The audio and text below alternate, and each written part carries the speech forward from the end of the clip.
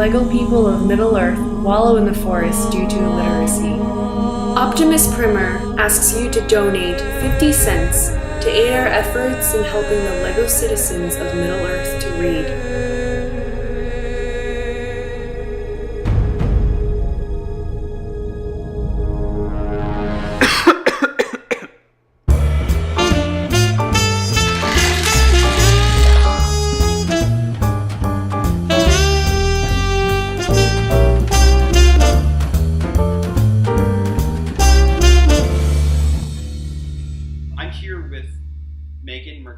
Megan is a literacy worker. I work for SIL International. We do a lot of linguistic development, a lot of work with small languages around the world that maybe previously haven't been written, but would like to be written, and so we help them develop writing systems and develop a set of books that they can. This is a good example of what we call a primer, which is one of the first books that we often design for languages. For every letter in the language, you have to count every time it comes at the beginning of a syllable, at the end of a syllable, or somewhere else in a syllable. If we were to make a primer for English, we wouldn't teach the letter X first. How many words can you think of that have the letter X?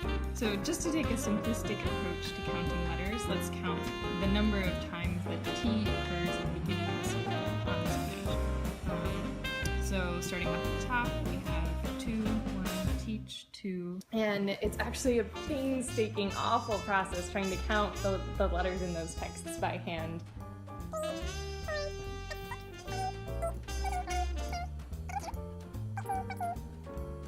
$16, $17, $18, $19, $20, $21, $22, $23.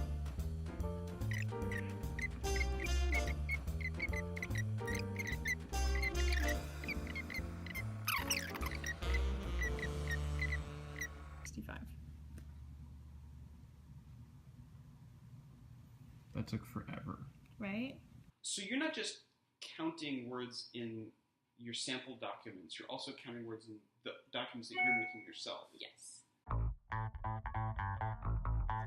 So there's frequency counts, the teacher guide, the planning document, and the primer itself. You made some changes about the very first lessons. You needed to reorder them, and it changed everything else.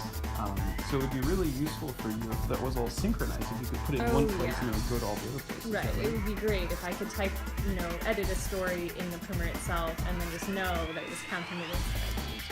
Teacher's guide is developing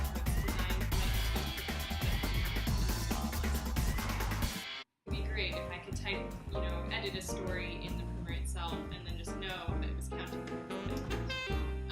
So primers need to look nice. They need to kind of flow through the page so that people understand, so that teachers understand how to use them and how to teach through them, and students can kind of follow along with that. If you could also add something with collaboration, many of them are not used computers before.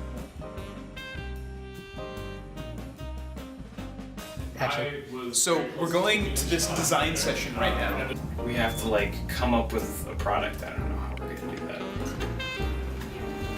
Let's go to the graduate lab of basic studies. That's a word you want. I've actually it's locked. So we found this sub. That's good. Okay, yeah. Transformers.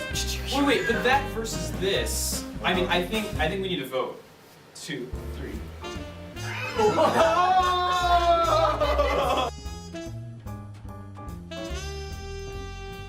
We made a prototype.